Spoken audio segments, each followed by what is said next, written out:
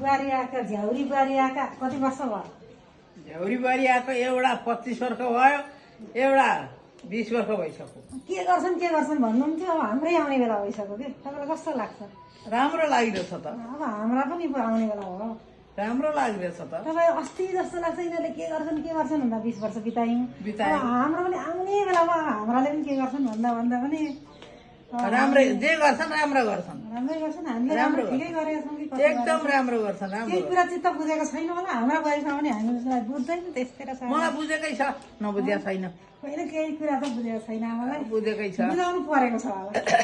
होइन बुझेकै छ। अनि दुईटी बुहारी आउँदाखेरि अनि के अरे यिनीहरूलाई सबै घरको राखन धरन जिम्मा लाउनु पर्दाखेरि कस्तो लागेको थियो? मैले केही जिम्मा पनि लाइनँ, मैले केही गरिनँ। मानुपाती भर्दा त जिम्मा लाउनु भएको थियो होला। मानपाथी भर्दा त जिम्मा लागेको थियो र, तर मैले यो गर त्यो गर भनेर खटन आजसम्म गरिनँ पनि, गर्नु परेन। तपाईँ पहिला तेल थोरै थोरै हाल भन्नुहुन्थ्यो, अहिले पनि भन्छु नि त, तेल त्यसै भन्नुहुन्छ। तेल त बढी बढी हाल्छ हो नि। यति अनि अरू के गर्छ?